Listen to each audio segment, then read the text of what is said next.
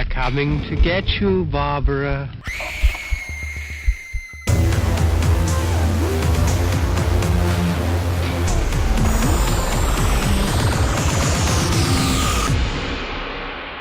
The Fear Central Radio Show.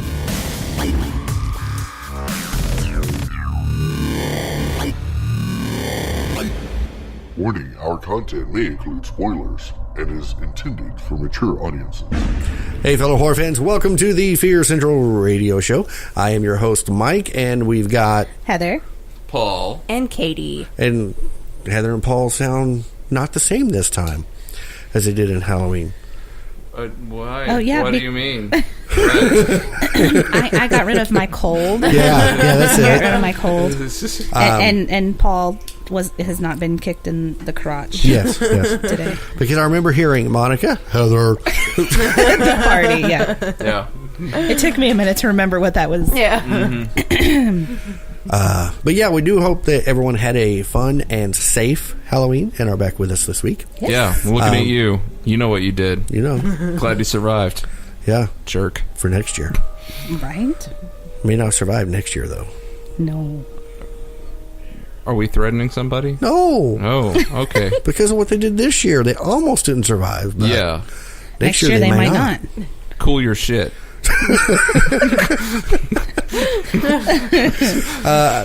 We actually did get some photos up on Instagram. We were just talking about photos, and that's one thing that we are very bad at is taking photos. So our Instagram we need to learn how to do that. So our Instagram gets flooded with stuff. Yeah, not today. Yeah, not today. Not today. Not fishy lips. Oh, no. This is leftover makeup and hair from last night, so... Yeah, me too. Yeah, Heather, did you see the creepy photo that I put on Instagram? Which one? The one of me. It was very creepy. I'm not Paul sure. was standing there when I took it. Shit. Nah. That was really loud. Holy Mike. crap. Was that really loud? It was Yes. like popping in our ears. It's like we have our own Five Nights at Freddy's in the earphones. So while she looks that up, this week we decided to talk about the sensitive side of horror. Yeah, while we're telling all these jokes. Yeah, We're gonna go for the heartstrings. Yeah, we're gonna tug on the heartstrings and maybe shed a tear or two.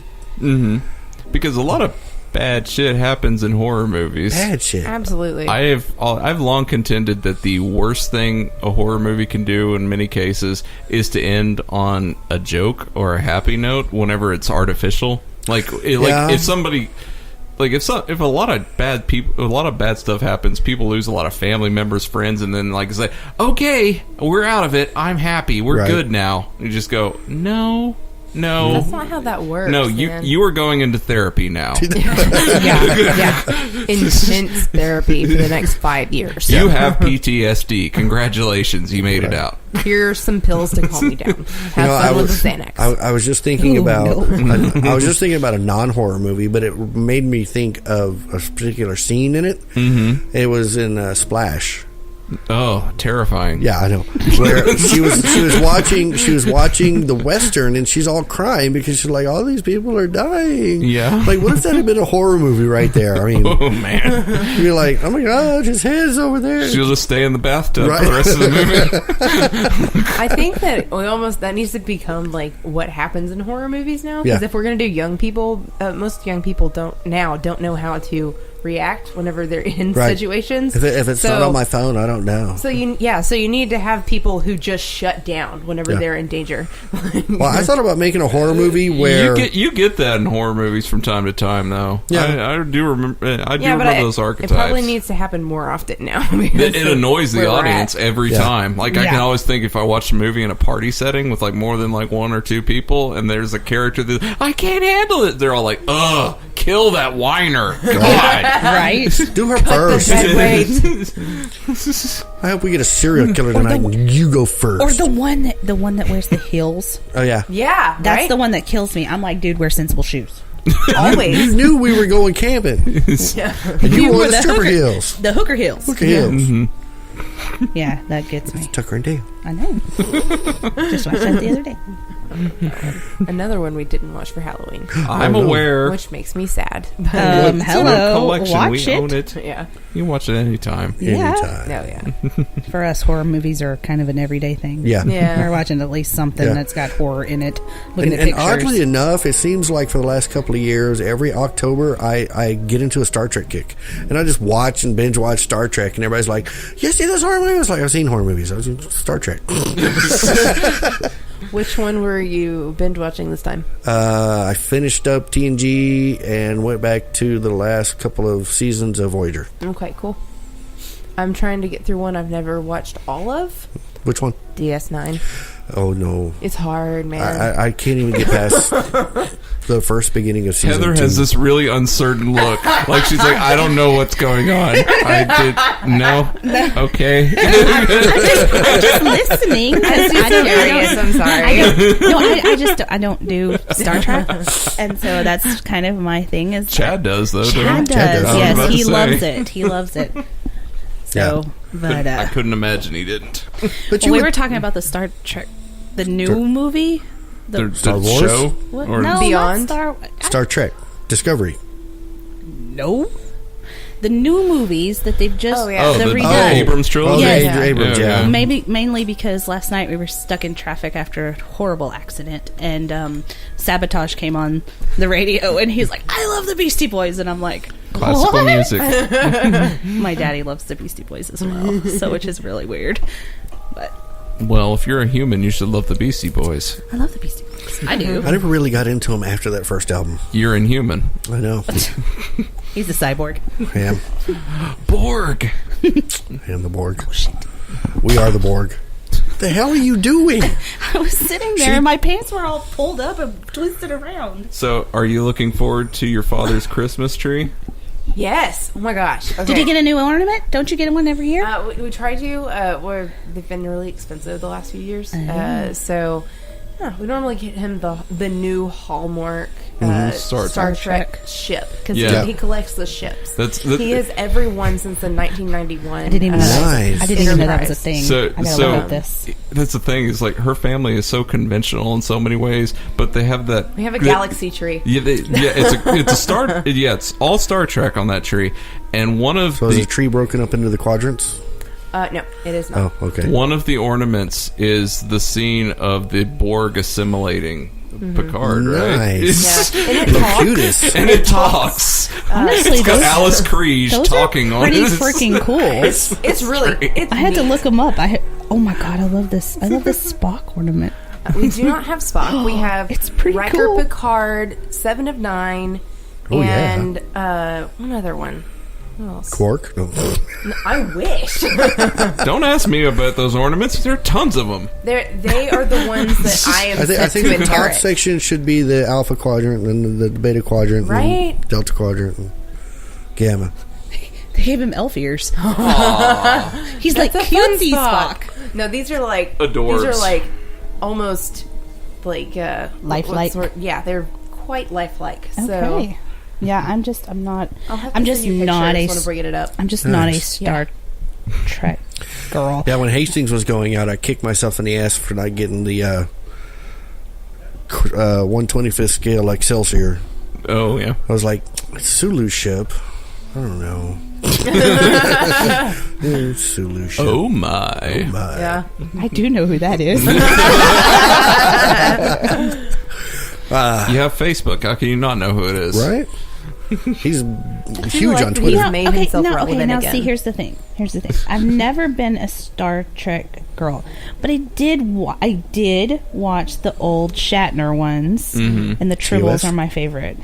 I love the Tribble episode. TOS. Everybody You know loves they- Whatever. everybody loves Voyager the Tribble Tribbles. episode where Yeah. they go back in time. That's a decent episode. That's what they call my cat, a Tribble. No, not Voyager. Is it not Voyager? Is it TNG? It was Deep Space Nine. Oh, it is. I get them confused because I was Yeah, watching them because at Worf the same went back time. with the chick with the spots that has the Jadzia. yes. Yep. Yep. They went back and she looked at Worf. She goes, "Those were Klingons." He goes, "It was a different time." It was yeah, you're right. Yeah, you're right. that's what she's involved with. So now, like, she starts telling me things, and I'm like, "What do you mean, Worf came back for another different show?" Yeah, I think Dorn wasn't done being Worf. No, he wasn't. He was like, well, something like the 80 episodes. The movie's over. The movies are done, and the series is done. Well, how can I continue to be Worf? I'll go to Deep Space Nine. It's kind of interesting. I don't know when he's going to come in because there's like 26 episodes a season, and there's 7 seasons. Yeah, I think and he I'm came in halfway later. through 3. So I think he came in 4, 5, 6, somewhere in there. But I think it was about the time that they did either Generations or First Contact. Okay. So Don't mind me. I'm just over here doing a little online shopping. she is shopping. She's got the mic like crooked in her arm. She's got it wedged in that cleavage. Not exactly. So as you can tell, we're very sentimental this We are week. very sentimental. Yes. Actually, we were, and then we got into joking, and then we came back like Yeah, this. But this is sentimental. It's the Christmas tree. Right? It is. That's very That, sentimental. like, my dad has told me, like, there are very few things my dad will be like, that's yours when I die. And this is tree one of is those it? things. Yes. And all the ornaments. Okay. Nice. If they were, and I have all the boxes still. So Nice. yeah, and they all work. And I know I've seen over the last couple of years the Star Wars trees. Yeah. You know, with Darth Vader helmet on the top and the cape. I did a and Halo tree I'm like, last year for Charlie. okay. This is like a regular Christmas tree. There's Yeah. like a star on the top, and then it's all the Star Trek ornaments. But then we have like star-like snowflakes Nice. all in between to fill out everything else. So you almost don't need those anymore because there's so many Star Trek ornaments. Yeah. So yeah, That's what happened at my sentimentals. house yesterday. Yeah, it got started. I have to start. I'm busy this next She only weekend, and then puts I'm up- out of town for like 5 days. She So Yeah. put up She like yelled- 20 trees or something. I do. She yelled at me for singing a Christmas He was song. singing a Christmas song this morning, and it does not Are start you kidding me? until November the day the after f- Thanksgiving. Well, I don't have time. You if I start, you just showed us a picture of a Christmas tree. No. If I don't start now, and I wait till Are after you kidding me? Thanksgiving, Here's this. I put this up yesterday. it was not kidding me to her, not to you, to her. But I mean, if I don't start now, I told Monica, she's like, "Why are you?" She gave me permission, by the way. My husband doesn't give a crap as long as he doesn't have to do it. Right. But I told her, she was like, "Well, why don't you wait till Thanksgiving?" I'm like, "We're going to be gone the Friday before Thanksgiving until the day before Thanksgiving, and then we have Thanksgiving, and then we have 2 more Thanksgivings after that. Yeah. If I start after Thanksgiving, I'll be decorating till Valentine's Day." Yeah, well, ours isn't. We have a tiny apartment, so it doesn't take long to make it the North Pole, but which is what we do. Mike knows my house. It looks like Christmas threw up because I have trees in every room. Yeah, I have one in the kitchen, one in the living room, Like 2 each in of the the living room. bathrooms. Every and- door has garland on it with big red bows, and anything I can find that I can get close enough to a light socket has Christmas lights on it. And Yeah. personally, I don't think I have enough stuff because, like, my mom, She needs to come to my house and look at Right? my Christmas stuff. My mom had a thing about snowmen, and we went to a church where everybody was like, "I saw this and I thought of you, so here's a snowman." So, but in my childhood, my mom accumulated enough snowmen, like figurines, to cover every, and I mean every single shelf, cranny, every table is full of little figurines. I have that. Plus, I have, because I'm kind of a snow globeaholic. Just FYI, if anybody wants to get me a gift, snow If you globes haven't are ever looked at the snow globe fantastic. by the table, I have one for every holiday, and 90% of the ones I have are Christmas. And I mean, I have the expensive Jim Shore ones, and Oh, I wow. have it's until I get you the Amityville one. that is not going in my house. That ain't happening. I want to find a really cool Cthulhu one. That'd be awesome. Yeah. I want the thing And you one. have like a Santa cap on? Yeah. I want the I thing. found the ornament. I want the Really? thing. I want the thing one that lights up. Yeah. Anyways, okay, Which so stage of the thing? it's like, I'll have to find it. Like, is it the weird flesh mass human, or is it the dog? What is it, Mike? I can't I remember. don't know. We'll find out. Okay. That's why we have. Anyways, so moving on from Star Trek and This is Christmas all made me and back very to sad. Thanksgiving, Yes. which Made me- we're thankful for. I guess is why we're being so weepy, sentimental, Mm-hmm. pains Yeah. in the ass. But Yeah. Yeah, you know, we I do mean, nostalgic November, so that tends to happen. Yeah. Or No Shave November. Oh, no, that does not happen in my house. No. I'm sorry. Those women are like, no shave November. I'm like, hell no, I can't go 3 days. Because then my pants are itching.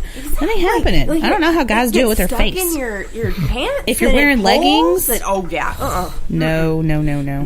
These guys are going, what the hell? The hell. What the hell? Actually, my oldest made that comment. Oh, it's becoming fall. I can quit shaving. And we're like, what? Gross. It's No. gross. I'm sorry. It's No. gross. That is like just basic hygiene for me. So Yeah, me too. It's right there with brush your teeth. Yeah, definitely. Brush your teeth. Brush your teeth. Brush up. And then Sorry. you gotta go get a fitness in the death spa. Oh my god. We watched a trailer for You'll Death have to Spa. show Oh the my trailer God. to Paul Yeah. and Katie. It might be a little bit better than Microwave Massacre. Okay. Yeah. That makes me sad. But don't ever watch Microwave Massacre before you plan on watching Frosty the Snowman. You'll never look at it the same again. Ever. Just it can't happen. Because one of the voices is No, the, guy, the main killer. Durante? Yes, The main killer is the guy main from killer is Frosty the Snowman. The Voice. And so when he's doing his stuff, Same actor. Yeah. Yeah. We'll have What? to show her. We'll have to find the trailer for What are Microwave you Massacre. freaking out about? The Microwave Massacre. I just don't understand. We'll wait till you watch the movie. Those people don't have any other life than to be Christmas like objects. Like that's what they do. Christmas objects. Well, you just wait till you see this bad Minorly boy sociopathic. because It's Christmas, Paul. You're a Christmas object. You aren't allowed to do other things. Like Bing Crosby does nothing other than Christmas in my head. Like, Probably does coke and horse too. yeah, probably. Probably. You know. Makes me sad.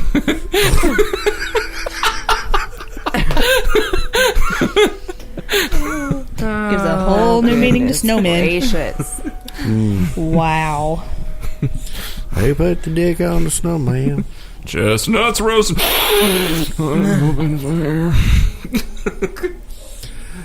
Yes. Well, you need to do an Al Pacino there. Hot and open fire. That was pretty good, actually. Pretty good. Oh, look, here's a black Santa. I don't need one of those. I'm serious. Look, no, I'm not being. It really is. Okay. Yeah, It is. It is. I'm hallmarking it up over here. Cool. I'm all for Santa inclusion. All right, you're looking at Hallmark.com. Uh-huh. Can you see if they have any ship out this year? Yes. This is they the did. Christmas episode. No. I will. We've switched it out a Christmas episode. No, okay. So we need to get into our weekly movies. Okay, we had a movies. subject for this week. Okay, we did, but we get a little. It's like Yeah. You're gonna put a timestamp, Mike? We shut the fuck up about Christmas. That makes me sad. Oh my goodness! I told you I was over here.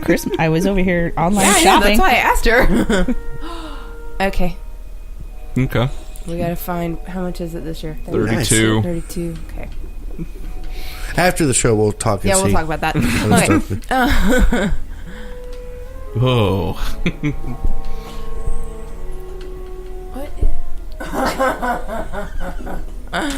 Dear God. Oh my god. Okay, so movies that we've watched that hit you right in the feels. Right. You know, horror movies you're watching and you're thinking death and destruction and you know. The easiest transition we could think of whenever we first started talking about it was Stephen King. Stephen King. Because He does a Lord lot knows of we that. don't talk about him enough. Oh, I know, Yeah. right? Yeah. But there There's- are several that There are. I mean What about the end of Pet Cemetery? Absolutely. Yeah. the end? How about the middle? Or the middle? When When Kate Kate gets dies. Okay, run I will tell you this show is full of spoilers. Yes, so As if- usual. As usual. So if But you've not seen Pet Cemetery, do not take it with a grain of salt. We'll start mentioning things left and right, and we'll be Yes. talking about the scenes in particular that Yes, affect we will. us. Right. Yes, we will. Yeah. So, But, Specific spoilers. yes, very Yeah. specific. but Pet Cemetery, you Most know, of that most of little these will kid- not be the ending though, Right. Because most of No, them will because be most like, of them are in the middle. The one, it was the book for Pet Cemetery that really got me more than when Gage died was when she came back and put her hand on his shoulder, and the way he just explains that whole scene, it was Yeah. just like, oh my god. Yeah. See, you found one that got you in the feels. It did, but Looky it there. was the book, not the movie. Yeah, because it's not dramatic at all in the No. movie. No. Like, it's not. menacing. No. Yeah, it's Yeah. very sinister. So Yeah. But or- the book, oh my god. let's Yeah. see. The thing is I'm going to transfer a little bit from King on that. I will say that the reason that it gets me with Gage is they've got the whole thing of like him running out too late to the road. Right. You know, you see Gage. It's real cliche. The Right. kid's shoe goes flopping in the road, Yeah. and he starts screaming no. But then it shows they used actual photos of, I can never think of that kid's name, the actor that played Gage. Oh, I don't remember. Anyways, they start showing actual like childhood photographs of him, and then like stage photos of the family with him, and it's like, you know, flashes of it while he's screaming there. Yeah. That makes it a little tougher. It's a good touch. Yeah. Michael Hughes. Yeah. Oh, Migo, yeah. Migo Hughes, sorry. Yeah. Because later, you kind of get the feels for him in Wes Craven's New Nightmare. Yes. Yeah. Yep. And he looked like maybe he was 5 years older, like 12 years later. Yeah.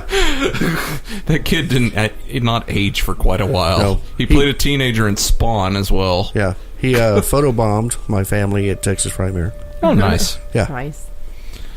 So, transferring from King, Why are we transferring? from not King? everybody's a fan of this guy, No. but Rob Zombie, his remake of Halloween 2 is very hit and miss. And I know I'm going to have to explain this one because I know Mike didn't watch this one. What? The Zombies Halloween 2. I didn't watch 2, no. No. So, I at least made it through the first one, though. Halloween 2... I made it through the second one. I can't make it through the first one, but I made it through the second one. The second one was better. Yeah, it was. It really was. It really was. But so the interesting thing they had going on with 2, besides the first 20 minutes being a misdirection because you thought it was a remake of Halloween 2 and then it wasn't. Yeah. Was Annie didn't die in Rob Zombie's Halloween. Right. Like, they brought Danielle Harris back, Yeah.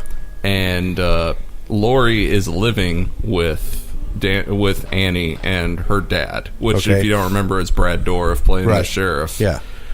They had all these great little moments of like them having like bringing in pizza, but they're both have survived the Michael Myers encounter, so they both got PTSD. Okay. So he's having to manage the household of these hyper dramatic girls. Yeah. And like in the meantime, they're having him do dad jokes and stuff like that. He's like, "Have you ever wondered what they mean when they say starving like Marvin? Like who Marvin really is?" Like Marsh. it's stupid dad jokes. Yeah. Midway through the movie, somewhere along the lines, Annie died off camera, Yeah. and they have Brad Dourif, the father, being the guy that finds her Yeah, that brutally gets you. murdered on the floor. And they should have video footage because, you know, Danielle Harris has been on camera since she was a young girl. So they have like In video. Halloween. Yes. And they have video footage of her from when she was like 6 or 7 playing with, I mean, an Academy Award winning actor, Yeah. crying over wondering what happened to her. Yeah. It is far more traumatic than Pet Sematary. Okay. It is. It gets you right there in the. And just like when they're in the bathroom and it with Annie and Michael, like, they were before when she finds her and she shuts the door and they're like in there and she's like freaking out and it's like flashbacks and Yeah. you can see and it's just It gets is- you right in the feels. it is, yes, it is horrific. It is. And that's the thing, is like when it comes to when horror movies can actually affect you, it usually is parent and child. We were like, Katie and I were discussing this. Yes. Like, what was one of the ones that you immediately brought up? Oh man. 1408. Yeah. Okay, I can see it. Yeah, it was. Especially after she's there and he's holding her and she dissolves. dissolves, That was and the he's exact oh my moment we god. talked about. Yeah. Oh my god. His line there, infinitely quotable, but not in a good way. Yeah. Yeah. It's like whenever she disintegrates back into dust, he's like, "No, you don't get to take her twice." Yeah. Yeah. It's just like Yeah. that is Yeah. like there are a couple of horror movies that made me tear up, and I will admit that one does it. Heather brought it up. We had already talked about it. I don't even know if it's a horror movie, but The Orphanage. Yes. Well, what about the scene in 1408 when he plays the tape and the wife hears the little girl's voice? That gets you too. And she's just like... Which you do have to qualify. That's one of the endings. There are two different endings. This is true. Because I will say, as much as I love the story of 1408, the ending was unfilmable. Like, there's no way you could put that in a movie and it wouldn't work as a film. Yeah. So... What was one of the endings where Samuel L. Jackson goes to the funeral and that's the director's cut ending. Okay, yeah, see that one DVD. gets you in a totally different way. Yeah, because that one's on the Blu-ray. See, when I first hadn't it plays it like it's sinister for a second, and you go, okay, wait, what? Yeah, because see, I hadn't seen the one where the wife hears it until like recently. I'd only seen and I kept watching. I'm thinking, no, I know that's the same damn movie. Why is this so different? And I was asking Mike one time. He's like, I don't know what you're talking about. Well, I'm like, I know this movie. What is it? I'd never seen the Samuel L. Jackson ending until I went back to the Blu-ray and switched to the alternate ending. Well, have either of y'all read the story or listened to the story? That actually was released as an audiobook first. Stephen King reading it. No, I need to. The ending of it. So, like, they talked about early on. They had. What is Samuel L. Jackson's part? I should know. He's the concierge. He's the concierge. Yeah, I used to know their names. So when he's talking to him, they have that long conversation in his office at the beginning of the movie. He says he talked about. I'll give you this bottle if you don't stay. Yeah, but he said talked about natural deaths. Right. He's like, well, didn't think to look into those. There's a lot more of that in the short story because it's supposed to be anyone that enters the room has long-lasting health effects that follow him.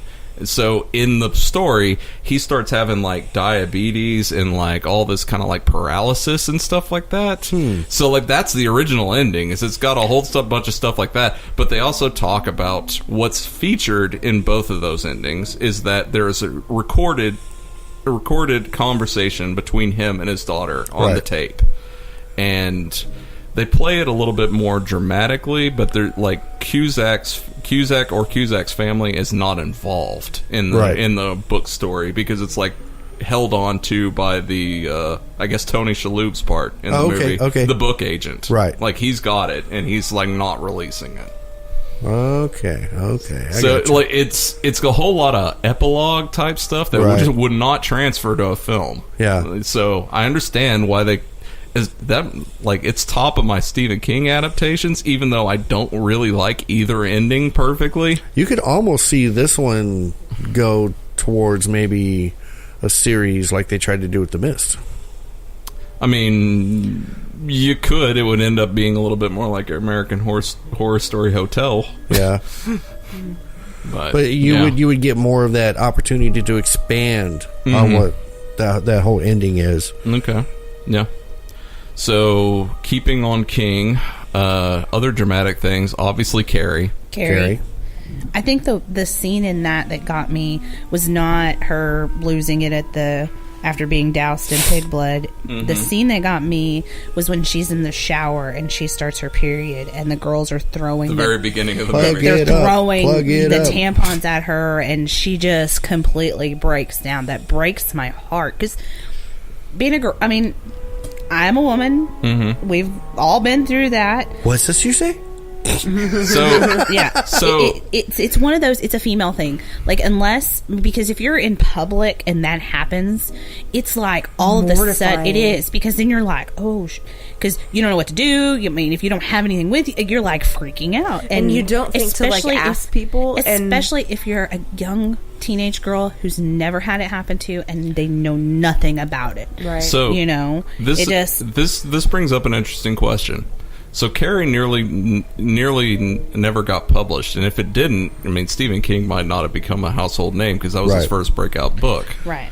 But his wife had to rescue it from the trash, and the reason was because Stephen King said, I just don't feel she said, you have to finish this. I read it. It's great. And he said, I just don't feel qualified. I mean, what do I know about what a teenage girl goes through? Yeah. Yeah. So, and it does. It makes you go back to when you were a teenager, and it makes you feel all those feelings of being inadequate or the outsider, because I don't care if you were the most popular kid in school, at some point you felt like an outsider. It doesn't matter who you are, where you come from, you've always had that one feeling. I mean, it just takes you back to those insecure feelings of being a teenage girl where your hormones are raging and you don't know what's going on, especially if you didn't have a family that sat you down and said, this is what happens, this is what I does. Oh my God, John Travolta knows who I am. Yeah. So, right. But, yeah. See, she's nodding everything I'm saying. She actually hasn't seen Carrie. I've not seen Carrie, but I went through something quite similar to... because I was very young whenever I became a woman, if you want to call it that. And that's how my fourth grade teacher told my mother something had happened. Shark Week. Yeah. That's what we call it in my house. Shark Week. I was wearing white shorts, and it wasn't just like a little bit. It ended up everywhere. And, so...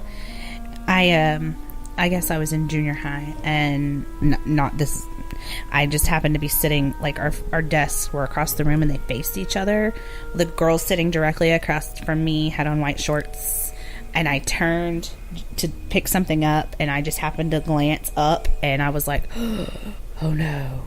So, like, I got up in the middle of class, I went over and whispered to a teacher, like, what are you doing? I was like, this is important. And so I tell her, and she gets up, and she, like, wraps her jacket around her, and then she goes and and the teacher after class, she was like, oh my God, I can't believe you actually told her what was... I'm like, I don't want to be sitting there, someone needs to tell me this too. I mean, if I'm, because sometimes you guys don't understand. Sometimes you just don't even realize that it's happened. You don't know. Yeah, I mean, from what I know, it's a passive occurrence. It does. It just boom, it's there. And if you're like me, it never was the same time. No, ever. I mean, because some people you can set your watch by it. Other people, it's always announced like to my house. shit. the only way it's similar is if you're on birth control. The one thing, no, mine wasn't even that way. Really? Mm-hmm. Yeah, I really don't know why I haven't gotten around to showing Katie Carrie yet, because I think she would like it, but it will get her in the feels, I promise. Because they have the extra added story of closeted religious background on Carrie and all Yeah. that. Well, yeah. I was just going to say, a lot of the feels come from that relationship with the mother. Yeah. Piper Laurie. Yep. But the thing is, amazing. but the thing is, I think that she would be okay with it. It's with the religious part, because it's not like the way we were raised with our religious. It's abusive. It is very abusive religion. It's the world that I saw but didn't have to be a part of. Exactly. Yeah. That's what it is. Yeah, because I knew people. There was a family that went to we went to an ultra strict church whenever I was younger, and then by the time I was in middle school, they had moved to a less strict church, but still very conservative. And there was an abusive family in that church. Yeah, and I think because of what I've heard you talk about, this is not going to be on the same level. I mean, if you'd been in a cult when you were young, it might completely throw you back. But since you weren't, there was a lot of it that was... Fun fact, Katie was not in a cult. Actually, yes. Katie was in a cult. In between my freshman year of college and my sophomore year of college, I joined not really a cult per se, but it was very cult-like. It was a summer that we went to learn how to teach the world about Jesus by working. So basically what we did is we got jobs and we spent every day in lecture and prayer and everything else, and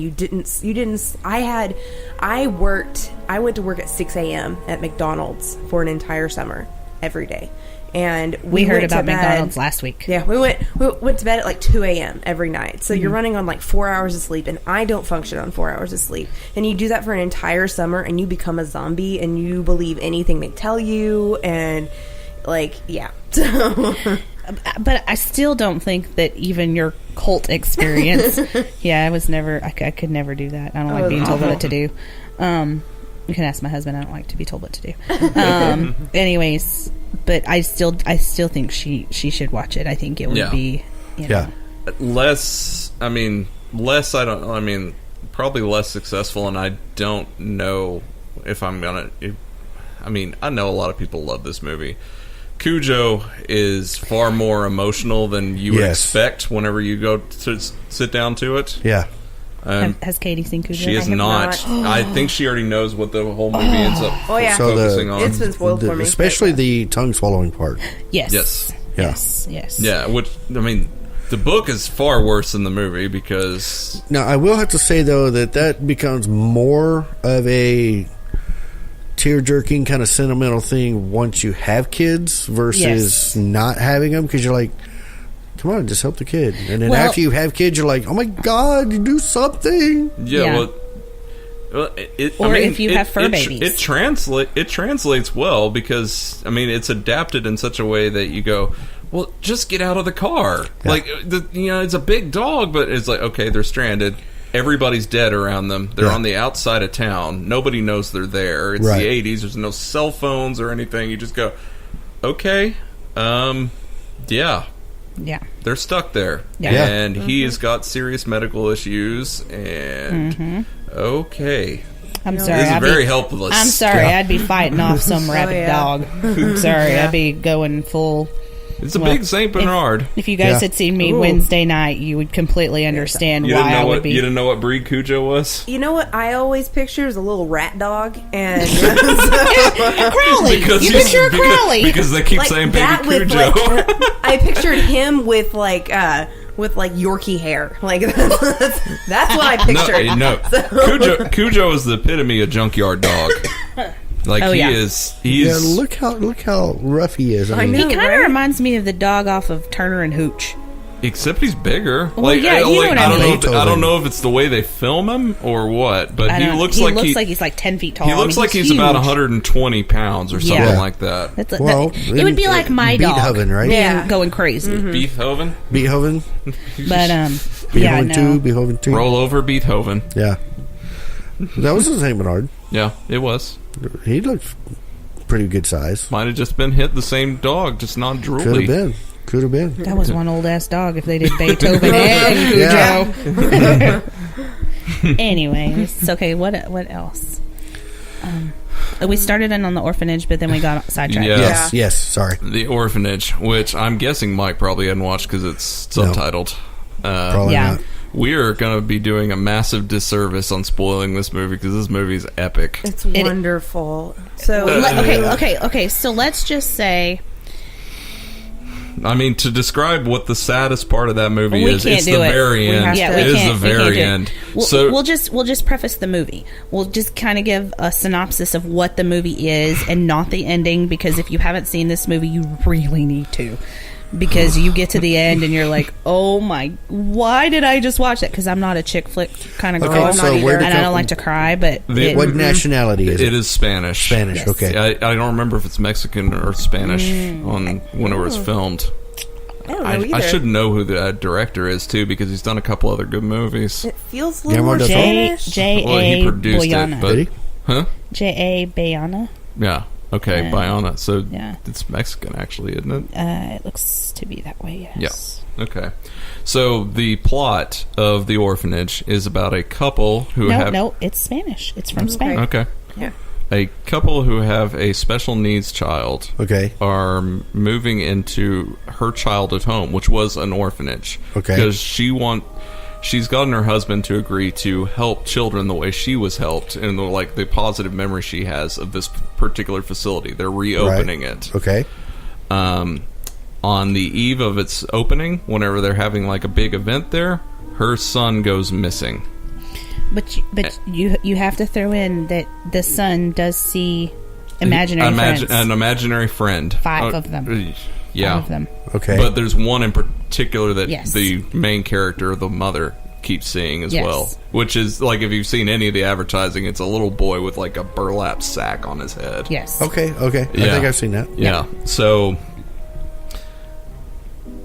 son goes missing. You don't see him again for the rest of the movie, basically. Yeah. Yeah, she, there's like even a 1 year later at some point, right? Yeah. There is. And like they bring in a spiritualist medium because she's like getting exhausted trying to find, to pursue every avenue she can. She keeps seeing this haunting stuff, so she's convinced that this kid that she keeps seeing has led her son away. Okay. And is a bit of a mystery going on with a kind of a sinister history that went on with the orphanage as well. And that has less to do with the dramatic punch, although it uses the storyline of Peter Pan in a way that I've never considered before. Yeah. Okay. And it is hard to think about Peter Pan now after that movie without thinking about that read of it. Yeah. So does it get closer to the actual Peter Pan story? It does in a real world context. Okay. So it's like a shadow drawing kids to be eaten. Sort of.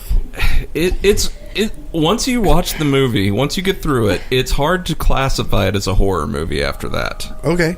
It definitely is in the beginning. It definitely is. It's very suspenseful. And then by the time they get to what was going on with the kids that the mother and the son kept seeing, by the time it gets to that, it kind of goes hardline drama from that point on. And okay. Yeah, because there's a plot twist, kind of a gut punch plot twist in the end. Yep. Yes. Absolutely. Okay. So is it any reminiscent to like Pan's Labyrinth? With her going into the area. The interesting thing is, with that movie, Guillermo del Toro produced it, right? Okay.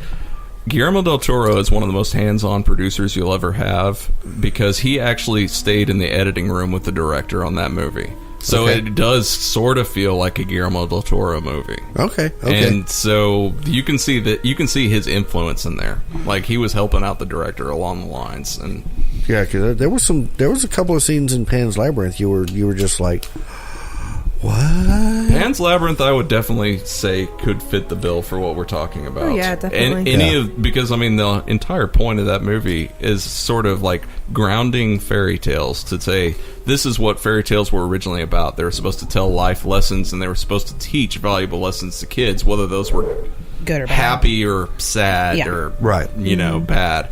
Like, the only real monster in the movie is the potential stepfather. Yeah. The general. Yeah. And there's a lot of things that are hard to watch in that movie. There are. And people always, people treat it like it's a horror movie, and in general, it really works as period drama, almost, with some fantasy Yeah, I was going to say, more fantasy than real horror. Yeah. Yeah. And in general, Orphanage does sort of have that vibe, because it's set in the past, right? Yeah, I think it's set in the 40s. Seems like it. Okay. Yeah. Anyways. It's post-war, but... So... Which war? I think it's World War 1 or 2? World War II. I think it's after... Because it's set in Spain. I think it's set after the Spanish Revolution, which happens right after World War II. Okay. So the interesting thing is, this is kind of like led to a trail where I'm thinking about... There was a... definitely a period from like the late 90s to like the late 2000s where we had a whole lot of supernatural drama thrillers. Yeah. And all of those definitely fit the bill on this. Like, Dragonfly was never a horror movie in my mind. The one with Kevin Costner. Right. Okay. Like, that one ended up, like, midway through the movie, I knew that I was looking at a drama with that movie. And, like, it got to the end, you go, yep, okay, I got what this was. Spoiling, I thought we weren't going to be talking about a lot of endings, but spoiling two endings that are very similar: Jacob's Ladder and Sixth Sense. Which, I mean, everybody knows the ending of Sixth Sense. Yeah, everybody knows the ending of Sixth Sense. Yeah, dead people everywhere. The thing is Sixth Sense gets quoted so much it does. That you don't think about the fact that it's actually fairly dramatic. It really is. And see, I saw it when it first came out, and then I hadn't seen it since until a couple of weeks ago. It was on, and so I turned it on, and I was watching it. I was going, I don't remember it getting so like It just gets you, and I'm like, who's I hate movies like this. Me too. Was it Toni Collette that plays the mother? Kaylee Joel Osment's mother in that movie? I don't know. It's been a while. Yeah. I know she's in that schizophrenic Showtime show. Yeah. Schizophrenic Showtime show. United States Toni of Collette. Terror. Oh. Yeah. It's Toni Collette. Yeah. The scenes at the end, whenever she's like at the end of her rope because she feels so helpless as the mother and everything like that, is like that gets right there. Yeah. Like that is real dramatic. Yeah. And then Bruce Willis has to let go. Yeah. Yeah. And just like, okay. But honestly, the scene that always felt dramatic to me in that movie was the first girl they help out. Yeah. They're at the wake of the girl. I was gonna say there was a funeral. Yeah, their funeral scene. Yeah. Because like the girl, they find the video that she had left the camera running, and her mother was poisoning her in like a Munchausen syndrome type thing or whatever. And they're like, show it to the father in the wake or whatever. Just leaving it in that moment where he's just staring at her like with tears in his eyes, just like, oh God, yeah. You're like not coming back from this. No. Yeah. So that one gets you. Yeah. See, I was kind of the same way with. I just said it a minute ago before we started. Kevin Bacon. Oh, a Stir of Echoes. Stir of Echoes, yeah. Because it seems very creepy and everything as the film goes along, and then once you get towards that end and you see what actually happened to her, why she's doing what she's doing, you're just like, oh my God, who could do that to someone? Well, that one's a Richard Matheson book, so it's written by the same guy that did Somewhere in Time and What Dreams May Come. So yeah, he does drama. I don't think I've ever had a horror movie do to me what Dreams May Come did. That one's just flat out depressing. I don't know if it's a story or if it's the way Robin Williams portrays it. It's just like, oh, I can't stop crying. Hell's pretty horrific in that movie. Yeah. But I'm trying to think. There was one I was going to talk about. I've got one. Okay. It's a supernatural drama. It's called The Awakening. It's possibly one of my very Rebecca favorites. Hall from Prestige stars in it. Yes. This is that's the one where she's the medium buster. Yes. Yeah. Yes. Yeah, it's sort of Harry Houdini type. So is thing. it just me, or does she and Monica kind of look like they could be sisters?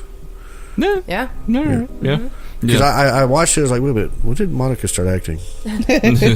Well, she's actually in possibly my favorite movie of all time, and I'll probably get a lot of guff as a film fan for this, but I love The Prestige. Like I didn't see that one. I can watch that movie all the time. That's the one with Hugh Jackman and Christian Bale and Michael Caine, because it's a Christopher Nolan David film. Came out about the same time. And David Bowie as Nikola Tesla, which is awesome. It was based on magic, wasn't it? They're magicians, yes. It's about obsession. Came out about the same time as The Illusionist. It's far better than The Illusionist. Oh, yeah, okay. Much better. I think I've seen part of it. It's one of those that you can't look away for a second, and like you have to be glued in. Yeah. But it's a suspense really movie good. the first time you watch it, and a drama the second time. Oh, it's a rip your heart out kind of drama the second time you watch it. But you were talking about Rebecca Hall. She plays Christian Bale's wife in it. Okay. And when it gets to what's going on with her in that movie, like the reason Katie even saw The Awakening is because I was just surfing around Netflix. I'm like, oh, the wife from The Prestige. Yeah. Because Let's watch this. because she's. Really? She rips your heartstrings out at the end yeah. of that movie. She was really good in The Awakening. Yeah. She's Oh, pretty. love I mean, The she was Awakening. also in The Town. She was Yeah. really good in that too. I didn't watch that one. It was Ben Affleck. Affleck's a good director. I'll give Is him he? that. Yes, he's a good director. Argo is amazing. Okay. Yes, it is. Okay. I enjoyed Argo. But yeah, there are certain key moments. I mean, you find out about the guy in his leg or whatever, and now it's kind of like That's oh. horrible. And then her pining for her lost love. Yeah. That's hard. She almost tries to drown herself. Yeah, at I one think point. that's the hardest scene. So she's suicidal. Like that's how broken she is at this point. And it's hard. And then she winds up. There's a familial thing that happens in the end. I'm not going to spoil it, but it's very touching. And Have you seen that one yet? I think I've started it. It's one of those ones that I put on while I'm at work. It almost, you start watching it, and I'll be honest, since you've seen The Orphanage, it sort of feels very samey in a British sense to that movie. Because it's very British. Yeah. But it's just like, at first you're like, did they remake The Orphanage? But it goes its own way. Right. For me, I'm sitting here and I keep thinking, and I'm thinking of three that really got me in the feels. Really got me in the feels. And one was The Mist, the very end of The Mist. Yes. Oh my gosh. God. Another one was Fragile with Callista Flockhart. Okay. She's a nurse in a children's hospital. Yeah. And if you haven't seen that one, go watch it. That was one of those. I had just had surgery and I was stuck on the couch watching horror movies, and I had to watch it 3 times before I was like, are you kidding? Why am I watching this? It's got so sad. And oh geez, the third one just went out of my brain.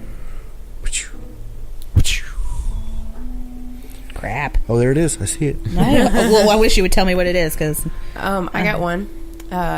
This is a Stephen King. Dreamcatchers. I love Dreamcatcher. Yeah. What got to you in that one? Okay, so their friend is Duddits. That I did it. Donny Osmond, or not Donny Osmond. Wow. Wahlberg. wow. And I would have watched either version. It would have been fine. And like, yeah, because he's like super selfless and like. It's me. I did it. Yeah. It's. Ooby doo. Mm-hmm. I what to do. Yep. I don't know. I could kind of see that until he transforms into an alien. You're like, oh, okay. Yeah, up until that point, but yeah. I like Dreamcatcher. Dreamcatcher is sort of it is a complete like everything but the kitchen sink approach to a story. It's just like they got a friend who's a savant and he's magical, and there's a little bit of Stand By Me, and there's some body snatchers. Morgan Freeman with his eyebrows, right? Yep. I think my favorite part of that film is when they go into the mind and it's all the shells. The Mind Palace. Yes. I could we were started watching it because I hadn't seen it in years, and my cousin insisted, that Katie would probably like it, and when we started watching it, and the moment it got there, because we're avid Sherlock watchers, it was like, oh crap, he has a mind palace. I'm like, Katie's on board for this movie now. She was like, Mind Palace. Because they never show the inside of Sherlock's Mind Palace. He just goes into the Mind Palace. So it's interesting to see what they portray as a Mind Palace. Right. A really disheveled library storage. It looks like the archives upstairs at the museum. So only less organized. Okay. Yeah. You were starting to say something. I was. Yeah. When? Like 10, 20 minutes ago. Unfortunately, you got sidetracked. Mm-hmm. I don't remember. Yeah. Makes me sad. No, I just don't think there's been a classified horror movie. Mm-hmm. Oh, you remember? I do. She come back in here dancing. We'll let Mike finish his thought. Yeah. That has ever done anything to me like What Dreams May Come or regarding Henry or any of those types of films. Watch The Orphanage. The Green Mile. I love The Green Mile. That gets you out there, I hate too. that movie. I love The Green Mile. It's a great movie. Awful. Which part? What? The whole thing? You don't like John Coffey's, but like the drink, but spelled different? The interesting thing is getting Katie to talk about the subject at all, because she hates dramas. I do. Oh. They if they are tearjerker dramas, I will not watch I will it. never show her What Dreams May Come. That would be a threshold. Like, no, it'll be a river. I turn into a river, and I can't handle you those. get to systematically see the entire family die. I have 2 rules: no dramas or three rules. The dad and the dog. The dad and the dog. Yeah. See, I don't like dramas either, and Monica Dads and Julie and dogs aren't allowed to die. Monica and Julie are okay. always wanting me to watch like Nicholas Sparks movies. I'm What? like, no. I don't watch that. I love you guys, but y'all watch those together and leave me out of it because I've no. I don't enjoy that. No, I don't want to Like, cry. See what you started? I've come up with a good theory, like the way that Nicholas Sparks can actually write a story that'll surprise everybody. Yeah. Is They that all die no and not make us sick. no? It gets it gets through the entire story, and then instead of one or the other or both of the people in love dying, everybody else dies. Like an apocalypse scenario happens. you go. They're the Even only better. two people that live. Even better, they like go through all the struggle they have to like be And then, together, like, a giant monster be eats them. together, and then it has like a 2 weeks later, and They're done with they're, each other. they're not speaking. Yes. Or a giant alien monster comes out of the sky and just eats them both. And it's like, yes! And then, like, Cloverfield? no, Something like that. Yeah, that'd be perfect. amazing. You like have a Nicholas Sparks movie, and then the last shot is them both like sneering at each other and calling each other bitch. The Notebook 2. They go, like the last thing you see is one of their profiles, and they go over to the other one's profile and unfriend them. Unfriended. You're unfriended. Okay, so running to the restroom completely reminded me of the movie I was talking about. Mike, Okay. can you tell me what it is? We already talked about Dreamcatcher. so- No. Maybe it's the scene that happens in the bathroom of this movie. It? Dark Water. Oh, Dark Water. Okay. Dark Water. Yeah, Dark Water gets. You've never seen Dark Water? Yeah. I've seen both versions. Have you seen both See versions? what I mean? Yeah. I mean, there's I've that seen one the Jennifer scene, Connelly one, but the one. They're very similar. They're very samey. I think Hideaki Anno directed both. okay. The one where she's got the daughter. I don't want to spoil it. Oh, well, what the hell? I'm going to anyways. That is actually based on some truth because I've seen Yeah. news articles about a girl that was schizophrenic. Okay, so that they move into this ended up in apartment. This woman and her daughter move into this apartment after a divorce. Well, it's kind of run down and gross. Well, turns out it's haunted by a little girl. Well, the little girl is trying to kill the daughter so that Jennifer Connelly can be her mother. And there's one scene where the girl's in the bathroom and she's got one of those like slide shower doors, and it starts to fill up and it's going to drown the daughter, and she's like beating on it, take me, no, take me. And it gets you. Like I can't. Every time I'm like, oh, damn it. But yeah. So Being in the bathroom, that's what reminded me of Dark Water. yeah. So. I just thought of the other one we were talking about. There's one movie that hits you in the feels both ways, good God. and bad. Oh, Lord. Okay. Spring, which Haven't seen that one. it gets classified as a So horror good. movie, but Chris watched it. it's I don't think I've seen that one. so the opening of it's almost like a modern day Faulkner or Hemingway story. Katie just looked at me like I killed her dog when I said I hadn't seen Very it. good. The look she It's gave very me. good. It is very good. We own it. So Like, we'll show it to you sometime. The movie begins with a son attending to his mother on her deathbed, Oh, Lord. and it goes completely contrary to what you expect this movie to be, Okay. because she's like apologizing because he hasn't gotten to live his life because he's like in his taking 20s. care He's of like in her. his 20s or something like that, and everything. He's been having to take care of her with a long-term illness and everything. She dies. He gets in a fist fight, and the cops are coming At a after at a bar, and the cops are coming after him because Because he he killed went the all guy. Nicolas Cage Con Air on some guy. Oh, yeah. Yeah, And, it's bad. Well, the guy was an asshole. Oh yeah, And- he had it coming, but Well, yeah, but He they got usually cagey? do. instead of sitting there and waiting for punishment, he hops a plane and goes to Italy, and he slums it, like lives in a hostel, gets work on an orchard, and then he meets the girl of his dreams, and the girl kind of has some issues, and that's the reason you end up in the horror thing. Okay. And at it the hit- same time, there's a creature that's attacking people. Oh. Cloverfield. yeah, and it's Not Cloverfield. It is so bizarre. I almost don't know what to say. Like as far you as spoil it if you tell anything else. Like, Don't spoil it. It hits you dramatically initially, and then it's one of the only like classified horror movies. Like there's a few of them that but has a happy ending. It leaves you with a smile on your face. You're just like, that was sweet. Yeah. Okay. Yeah. There was one more that I don't know. I know Mike has not seen it because it is subtitled. Okay, we'll go through one more. It's I want to say it's called Elise. Otherwise, I'm gonna cry. It's about this woman who has a daughter, and she's. Oh, hold on, we got Cujo over here. Hold on, baby Cujo over there. Baby Cujo's getting all crazy. Yeah. So on.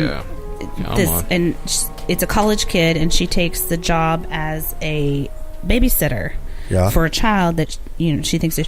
Well, it turns out that the child is actually an adult with a childlike mind, and she like murders everybody, and she loses it and murders her mother and murders. It'll get you, and it's in Spanish. From sounds very similar to one called Jacob that I saw. That is one thing. That is one thing that should be mentioned. Every country kind of has a different feel whenever you get into the horror genre. Yeah. Yes. And Spain, they like to get you right there. And dark too. Yes. They do some sinister shit. Yeah, they do. The Nameless will wreck you if you watch that movie. Because I haven't brought it up just because it's a little in depth on the plot to talk about that one. But it's run by the same guy that did Darkness, that movie with Anna Paquin. Oh yeah. Okay. Yeah, and if you remember that for a PG-13 movie, that movie's pretty damn sinister actually.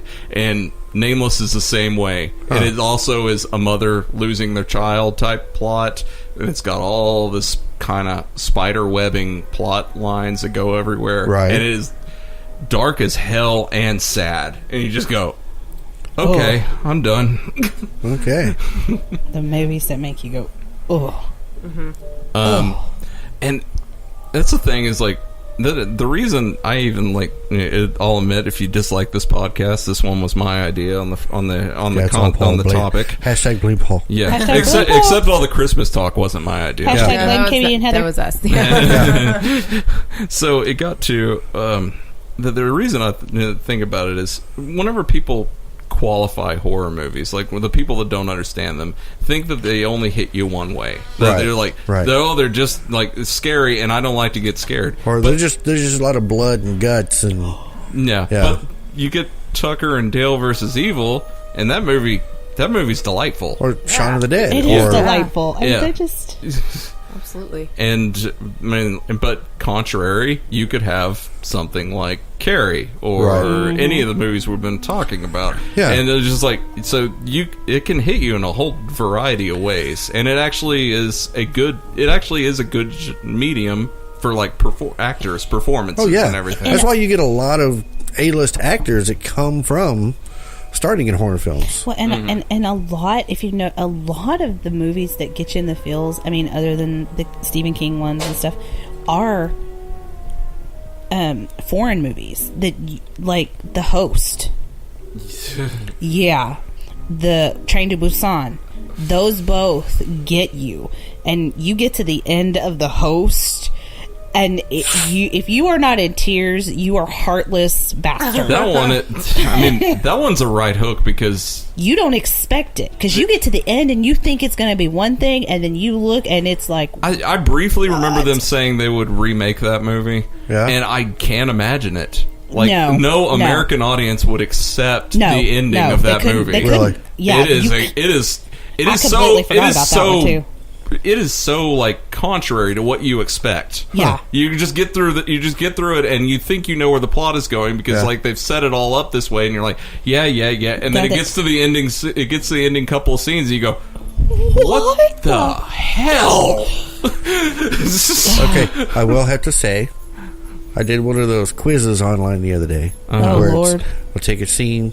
Can you name the movie from just a shot of the film? The only one I missed. The only horror one? question I missed. It was a horror test. Okay. was the host. Yeah, I got all of those correct. was All the only 82 one I of missed. them. What was the shot for the host? Was it the creature? I don't remember. No. No, it was the little girl when she's down in the tunnels. Ah. Yeah. Yeah. I was about to say, like, the only things that people would really recognize from that would probably The be... opening where the thing... emerges out of the channel. Yeah. That seems to be, like, the most popular Yeah, scene no, from this that was movie. one where she's down in the... Yeah. Yeah. So... That's it. If you like creature flicks and you don't mind subtitles, that's a great South Korean movie. It's great. Okay. Alrighty. Well, are we all sad? Yep. No, I think really part of the saddened. reason that Paul brought this up, because he was like, well, it is becoming fall and we're falling back in time this week and all this stuff. Honestly, it's because what Katie said. She said, well, this is Nostalgia November for us. Right. So it's like, that's sentimental, and that was where it came from. But see, you also think, you got the leaves dying outside and it's getting cooler and it's a time to kind of do those. Oh my God, I those got kind the of Mama and movies Papa's that's- just pop in my head. What? Leaves are gone, leaves are brown, and the sky is gray, and the sky is gray. That's what popped in my head when you were saying that. Well, I've only just begun. Okay? Oh God. No. So we've referenced songs that were in Conjuring and 1408 and in The Mouth of Madness. And The Yeah, Mouth of Madness? yeah. So, but yeah, I think that's kind of where it came, where some of it might have come from, because it is fall and it's a somber time, as we move into winter, which then becomes a happy time because it's all what we talked about at the beginning of the show. Yeah. Cheery. So, but yeah, there we go. Well, hell, if we don't cheer it up, we're going to be all depressed because it's cold Forever. and not doing anything. I'll be on Prozac. Yeah. What are you doing, Baby Cujo? You don't know, do you? Oh, there you are. Okay, there we go. Okay. So, yeah, there we go. Some feels for you. If you haven't checked out any of these, I really need to get over the whole subtitle thing, but it just takes me forever to read. Here's the And thing. sometimes I have to stop it and pause Yeah. it, and then I lose the momentum of the film. Not in the host. You won't lose the Really? momentum in the host. You can pause it. Okay, as so you need if I had to pause it, The Orphanage, could I lose the feeling or the momentum of the film? What you need to do... She doesn't do subtitles, and she's watched it. It was pretty easy to get I'm just through. a slow reader. Okay, I here's, am very slow reader. here's the I do thing. not We read need quickly. to... if we're going to watch a subtitled one with Mike, we all need to be doing it so that the fast readers in the group can read the text Out loud? out loud. I could do that. Yeah. I mean, so... Everybody gets it- a part. Yeah, right? To perform it. Yes, we will perform That it. might ruin the tone of the movie. Yeah. Well, but you see what I mean? Like, sometimes The when host Chad will and I be are fine. watching... The orphanage, maybe not Maybe so not. much. Yeah. So you are going to do like a Rocky Horror thing for The Orphanage? Yes. Oh Be my out in God. front of the screen I acting don't it? know that there's a way to make that Campy. Nope. campy. Oh. Nope. No. So, So, anyways. one more English language. Sorry, I'm not throwing it in throwing it in on the end, but this movie is hyper emotional and really belongs in this list. Okay. The Descent. Oh, yeah. That is pretty emotional. That is Yeah. a very emotional movie with a whole lot of like Especially buried if you secrets have- of Yes. friends and Yeah. stuff like that. And then it can also get real emotional if you experience any of the claustrophobias or anything. Well, I mean, the movie starts with the main character losing her husband and son in that car wreck, Right. And That's then true. there's a whole lot more going on in the background. Yeah. Yes, there Yeah. is. And there's betrayal and there's Yeah. So. Yeah, almost forgot about that one. Right. Well, the solid one. So there we go. Sad movies for you to check out if you haven't. If you know of one that gets you in the feels, let us know over on our Facebook, our Instagram, or Twitter. and I will tell you that Or the Tumblr. the ones that get us in the feels are pretty get you in the feels because we only have one feeling apiece. Yeah. Yeah, I mean, so, Yeah. that's all we have. That's it. We just have that one feeling. So, Yeah. and check us out. Just find us on the web Yeah. at fearcentral.net. We're everywhere. fearcentral.net. Like I said, send us a message over on our Facebook, Instagram, Twitter, and Tumblr. And Tumblr. We've got all those. Subscribe to us. Keep coming back for new shows every week. yep. Yes. You can do that on iTunes, Spreaker.com. Spreaker, Google iHeart, Play. Google Play. Is it Google Play or Google Listen? I can't. I know on my think phone I have to go to Google Listen to Well, get to it. it's a Google Play Store is Yeah. where you find Oh, okay. everything. So Right. Yeah. Okay. So, Yeah. So yeah, iTunes, Google, iHeart, Spreaker. I think that's I think that covers everything. iHeartRadio. yeah, iHeartRadio. Yep. We're everywhere. We're getting out there. Oh, Amazon Alexa, you can listen to us that's there. right. Find us on Alexa through Spreaker. Spreaker.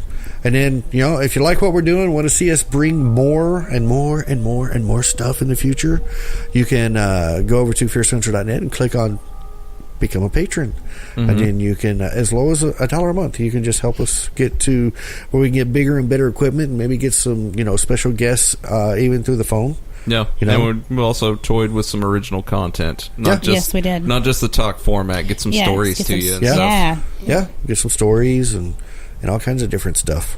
So just go on over to fearcentral.net, click on Become a Patron. It takes you right to the page where you need to go to click on that and get you started. But that's our show for this week, and we hope you had a great and safe Halloween, and you have a great rest of the week. And as always, stay scared. Fear Central is a product of Thoughtbox Studios. Copyright 2017. For more information, visit thoughtboxstudios.com.